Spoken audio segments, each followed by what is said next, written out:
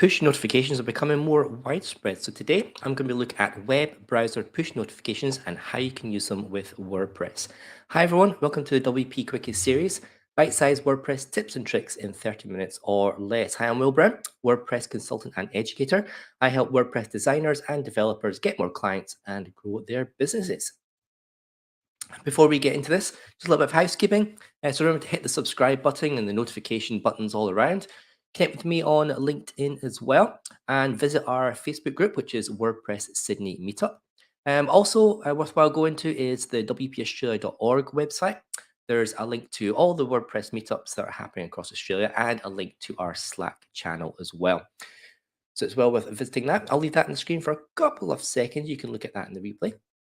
And if you're in Sydney at the end of the month, we've got our next in-person meetup, which is at 6 p.m. On the last Monday of every month. It's at the Microsoft Reactor, which is right next to Winter Station. This month, I'm going to be talking about creating a content strategy. So if it's something you're thinking about, maybe get some more blog going, maybe getting a schedule going. How do you do that? What the timings, research and stuff. I'm going to be talking at a high level as to how you can put together a content strategy for your WordPress blogging. So come along, network in person with other real people, and there might even be a couple of pizzas to nibble on as well. And let me know who you are, where you're from in the comments below. We've got Cameron. Hey Cameron, thanks for joining me. Hope you're staying safe. Okay, let's jump into push notifications. Now, push notifications, excuse me, they're an additional digital marketing tool that you can use to communicate directly with subscribers. The technology is relatively new. It's been around for a couple of years, 2 or 3 years, I think, for those. So push notifications are also known as browser push notifications. Are there messages that are sent by a website or by a web app to your device, making these notifications cross-platform, instantly visible, and also easy to respond to. So web push notifications, they can be delivered to a device, to a mobile, to a tablet, to a desktop, even if the user is not active on that platform at the moment. So Facebook, they were an early adopter of web push notifications before the Messenger app kind of was fully realized as a product. You'd have all these little Facebook notifications that would come up at the bottom of your browser. So they were certainly way ahead in the game of that. But it's the technology has matured now. So how do these notifications work? Well, web push notifications are relatively new browser resource or API called service workers, which is part of Google's Progressive Web App Standard or PWA standard that provides potential performance improvements by leveraging cache for almost instant page loads. So the diagram there basically shows what's happening. So you've got this user who's requesting a site. Then it hits this service worker. So this service worker is like an intermediary, a proxy that sits in between the user and the web page. In this instance, this is the one from Google. In this instance, the service worker is looking for cached data, and it can just provide directly back to the user if it exists. Otherwise, it will go out and it will grab the current content from the site and then push that through to the web user. Now, in this instance, the service worker is a proxy and it's sitting between the web page and the network. And in this case, it was designed, as I say, to deliver cache, but it can deliver any content to the web browser. It doesn't just have to be used for caching. It can be used for dynamic data, for any sort of delivery for data from any source at all. So these service workers, they're really, really flexible. The API is really flexible. And this is like the core of what's happening behind this web push notification systems. So a lot of data is pushed through these service apps. Some of it's personal data as well. So a question becomes, are push notifications secure? And they are, because service workers, this new API, that's only been around for a couple of years, it can only operate over HTTPS. It can only operate if you've got an SSL certificate. And that's the only way they communicate with each other. If it's a plain text HTTP request, then that is completely denied. So moving data around with push notifications is as secure as it can be. We've got a couple of extra users here. We've got Jonathan, hi for joining us. We've got Philip from Western Sydney. And we've got Alan as well from Annandale. Thanks very much for joining us, people. Okay, so some pros and cons of push notifications. Well, some of the pros are you're going to get instant notification. You can reach a huge number of users all at once. You can actually get metrics as well. So because all this data is being pushed backwards and forwards from a service, that service can have data points. So it can return metrics like how many users are clicking on the notifications and where they're going to.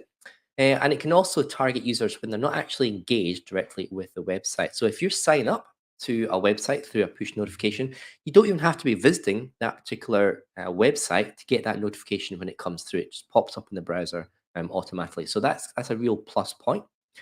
Some of the cons. Um, Push notifications, they need to be used in context. So in the same fashion to email lists, you don't want to be using it all the time because pop-ups can be quite annoying for people. And if you're sending people loads and loads of stuff all the time, they're just gonna opt out. Push notifications to be used sparingly for urgent stuff or for offers, urgent offers or for timely stuff. That's kind of what it's used for. Some users, they dislike notifications full stop. So I'm kind of in that camp. I hate those pop-ups that come up. I know that sometimes they're necessary for marketing and I do them on my own website, but people can really dislike that. So adding an extra layer in the web browser, even more pop-ups, then that can really, people can dislike that. So it can hurt your brand if that's the kind of, target that they're in. So just bear in mind, that some people just completely dislike pop-ups or push notifications. So that could hurt your brand. This service is heavily regulated by some of the large providers. Apple is one of them. So they're not so keen on these push notifications at the moment. So they're on the board with Google to have a look at how they can be more secure and how they can put limitations and block them within ads and all that sort of stuff. So it's heavily regulated by providers like Apple, and it's not yet supported across all the browsers. It's supported by popular ones, but it's not got full cross-browser support at the moment. So talking about that, currently only Chrome, and that includes Microsoft Edge because it's Chrome-based. We've got Firefox and Safari. Only those browsers at the moment. I think Opera might support a little bit. The only ones that support push notifications, and the notifications, they kind of look a bit different on each platform as well. So Chrome on Windows, it supports probably the most features. Here's an example of what the Chrome on Windows supports. So you've got the title, you've got the icon, then you've got the body of the message there and a settings window, and that's where it pops up. You can control, you can unsubscribe or do a few other things. That's the basic web push notification. But on Windows, on Chrome, you've got these additional things. You've got like a big image, like a featured image for that. Then you've got some action icons, and then you've got some action boxes as well that can be added. But that again is only available on Chrome and only on Windows. If you're pushing out these notifications to some of the other browsers, here's the compatibility list. That's basically what it's going to look like at the top. This is one from Firefox, but it's going to look very, very similar on Apple, on Safari as well, and on the other systems. You're only going to get this icon, the title, the body, and a little bit of the icon as well. That's it really. None of the extra big feature image or anything like that. So here's the support. So on Android, Chrome 42 and above is supported. On iOS, nothing supported. So Apple phones, you can't really push to those at the moment. There's a few workarounds that you can do with Apple iPhones, but you've got to be kind of logged into the Apple phone to make it work. So it really doesn't work properly. macOS, again, we've got Chrome 42, Firefox 44, and Safari Mavericks. And then on Ubuntu, so Linux, you've got Chrome 42 plus and Firefox 44 plus, and that's the same on Windows as well. So it's not widely supported for all the browsers out there, but it's not bad. It's got the top ones, the popular ones. So that's going to get you, 80% of the market anyway, if you're looking at using these push notifications. Okay, so how are they important to digital marketers or ourselves as site admins, as solopreneurs, as business owners? But because push notifications are really, really super simple to set up. There are many push notification service providers. There's more and more coming out all the time. And the implementation is very easy. It is as easy as installing a plugin or a small bit of JavaScript to your site and copying a couple of keys, a secret key, and a public key across. Once that's done, and that's a once-off thing you do, then they just work. It's as simple as that. There's not a complicated setup process at all. They just kind of work out of the box, which is great. This makes them super simple to set up for people, for admins like us, for marketers and for business owners. But they're also super simple for website visitors to subscribe to. So they only have to click a single button and they're not giving out any email addresses or names or anything like that. And that's what makes these really, really super engaging, is that they only require one simple button push and the person's not giving out any information, no name, no email for those. And it's super simple to unsubscribe as well when you get notifications. So easy to subscribe, easy to unsubscribe, no personal information's exchanged. That makes it like a big winner in the digital marketing arena. So I use a service provider called OneSignal. I've been using them for a couple of years now, I reckon. And this is the one that I use to push out all my notifications, my blog posts to all those subscribers. So here's what happens. So when you land on a website that's got this OneSignal installed, I've got the plugin installed, and it's all set up with the API keys, as I said that once time. When a visitor lands on the page, they're going to get this little prompt that comes up just roughly about the top of the web browser. And it simply says, we'd like to send you push notifications. You can unsubscribe anytime, yes or no. And you can customize, the prompt of what it says for those as well. So it's really, really simple. It's elegant. It's not in your face. It's just a little pop-up box right at the very, very top. And that's the opt-in box when the visitor lands on the website. And again, no email or name is required, making it really secure from like a personal data point of view. Okay, so if you say no to that, if something just clicks on that, just get disallowed, then there is another option to subscribe and unsubscribe. So there's a little bell icon, and this is particular to the OneSignal. You can customize that, of course, and you can put it anywhere you want on your website. My one is down in the bottom left-hand corner of the web browser. I'll just give it to myself there. For there. So that's the push notification sign up. It kind of hovers there. You can leave it there, or you can have it static. My one kind of hovers as you scroll up and down. You click on that, and then it brings up the same little dialog box. You can subscribe, or if you're already subscribed, then you can click on that to unsubscribe from the service as well. So very subtle. It sits there, so I don't think it's very obtrusive. It doesn't get in the way of anything, so it's very, very subtle for those. Okay, so I'll just get rid of myself there. So you got the URL. So OneSignal, they have a WordPress plugin, as I said, that allows really easy setup and integration for there. And I'll copy the link here. All the links on this will be after the presentation. I'll put on the Meetup page and under the description for the videos. But there you go. There's the WordPress plugin from there. Really, really super easy to set up in the back end. As I said, you've only got to copy a few things across, connect to the OneSignal website, put in the API keys, and that's you done. I have over 900 push notification subscribers on my 0 Point Development website. And as I said, I've been using that for just almost a couple of years now. So this is what happens when I publish a new web post. They get a little notification. So this is Chrome in Windows. So again, they get the featured image for that. And if it's not Chrome on Windows, they'll just get the bit below the title and the icon. So whenever I publish a new post, all of them, all of the 900 people, they will get this notification pushed, and it will appear in the bottom of their web browser. And it hovers there for about 5 seconds, and it kind of slowly fades away. If you hover over it and click on it, of course, takes you to that particular link. And there's also options on that little notification to unsubscribe as well. So they're giving people lots of opportunity. If it is annoying to be go, oh, look, yeah, I don't want that anymore, just unsubscribe for that. But as I say, I've had built up 900 subscribers over a couple of years, which I think is pretty good because I've not really actively advertised the push notifications at all. There's a question here. Can you customize the pop-up message? We'd like to send you push notifications. Yes, you can. Yes, you can customize that. You can customize the icon and what it says on the 2 buttons as well. So yeah, you can configure all that. Maybe not so much in the free version, but they do have a pro version. Of course, everyone has a pro version, which you can customize a lot more stuff. But yes, certainly you can change that title on the little pop-up notification.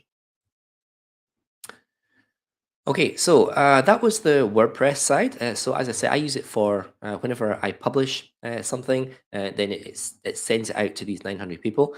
I've got a stagger system, so you can send it out directly, but that could kind of be thought of a little bit of spam. It could trap some warnings on servers, get you maybe blacklisted. So they offer a stagger system as well, where they'll just push out a certain amount of notifications at a time rather than do a complete blast out. So that's really handy.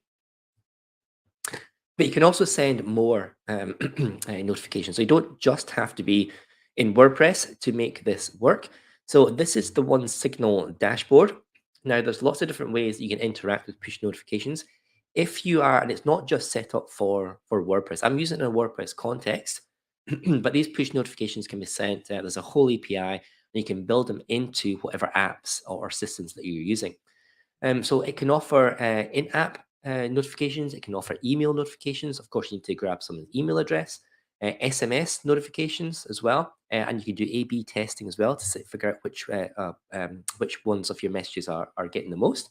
But all you can do is like a simple push notification here, and this is the dashboard. So I'm looking at my other screen here. This is the dashboard for OneSignal, and I've got the messages and I've got the push option sent out here. So what I can do is if I wanted to, I could send out a message to all my 900 subscribers and I can build it up from here. I can set up like a campaign. So if you do any digital marketing, it's very familiar how you do that. So campaign name, and then you've got your audience, or you can segment the audience as well if you've captured additional data on that. And then there's just a simple message. So you can put a title and then the message itself. You can add an image to it, and that will display on Chrome and Windows. But otherwise, you're just going to get your basic notification, and you've got that preview down the bottom right, and it's just telling you what it's going to look like when you send that out. So, as I say, OneSignal allows you to send additional push notifications to your subscribers via their dashboard, and you can use this for things like seasonal offers. So, if you've got like a Snap Halloween sale, for example, I can send a push notification for that. Black Friday, Cyber Monday is coming up. You can certainly use that to push notification out to tell people that you've got some deals happening to check the website and other digital marketing goodies as well. Push notifications are used a lot in the news websites for breaking news. As I say, you don't want to be sending out too many notifications because you're really going to narc off your subscribers.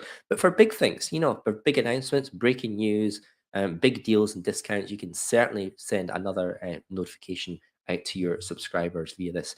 And this campaign system allows you to stagger those systems as well, just as it would do in an email marketing service. You can just send out little notifications, not just a full wham to everyone on the list all at the same time. Jonathan's got a question. He says, if a subscriber is not online when the notification is sent out, do they see it when they next open their browser? That's a good question. I'm not 100% sure, Jonathan. I don't think so, to be honest. I think it's a real-time notification for that. But there might be some options in OneSignal that allows you to retarget people afterwards with push notification. But I think it's more of an instant notification thing. But I'll have a look and see if I can figure out and answer that question in the Facebook group. Another question, can you customize the... Oh, yeah, we've done that. We've done that. Yes, Jeff. Okay. Let's see. So send additional push notifications. So there are also data tags. So this is aside from WordPress. So the context I'm using it in, it just pops up a notification. Yes, you subscribe. There's no email or name data being grabbed by that. But if you do have a capture systems and you want to use push notifications, so putting the blog publishing aside, OneSignal, and I'm sure some other services, they offer dynamic data tagging, what they call dynamic tags, that you can put into notifications, such as username, first name, date of birth, gamification details, that sort of data that you can merge in with the signal. So you can really personalize it. You can really customize things as well. So push notifications, they're starting to be used quite a bit for in a wide variety of use cases, but certainly things like cart abandonment. And that's the example we've got on screen just now. So someone who's got stuff in their cart, they've maybe been away for a couple of hours, you can send them this push notification that says, those sunglasses that you're looking at look great, and they've got their name, and then you've got the cart item as well that they put in there to kind of personalize that notification and bring them back rather than just like a standard, bog standard email that says, hey, you've got stuff in your cart. And a personalized push notification I think is even better approach to doing things like cart abandonment. So lots of stuff there that I've tried to cover. It's relatively new, as I say, and push notifications. It works really, really well for me on my blog posts. I'm getting quite good engagement for that. I've probably got about a 75% engagement rate when I publish a blog post through those 900 subscribers. So they're very active for that. It's easy for people to subscribe. It's easy for people to unsubscribe. And you're not asking them for any personal details like name or emails. But if you harvest that information, you can use that to personalize push notifications from within the dashboard or within your system using the API.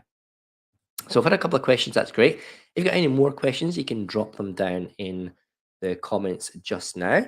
Otherwise, I'll leave my contact details up there for you. There we go. So I'm promoting my new website, willbrown.com. So there's new content on that every week, and I'm building up courses as well. So keep an eye on that. And I'm mostly on LinkedIn these days, Will Brown EU. Sometimes on Instagram and a little bit on Twitter as well. Most of my rants go out on Twitter. I can't see any messages coming through, but that's great. So thanks for your messages so far. If you do have any additional messages, drop them in the Facebook group, WordPress Sydney Meetup in that group, and I'll try and answer them as best I can. And Jonathan, I'll try and figure out um, if these notifications appear after you next log into your browser. I don't think they do, but I'll double check on that. Okay, next week on WP Quickies, I'm going to be covering who's logged into WordPress. So if you're ever wondering who's logged into your session or how you can track activity I'll use activity within a website. I'm going to cover some of the plugins out there that track all this activity about who's logged in and what they do when they're browsing around inside your website. So join me next week for who's logged into WordPress. Thank you for your time. See you next week. Stay safe. Bye.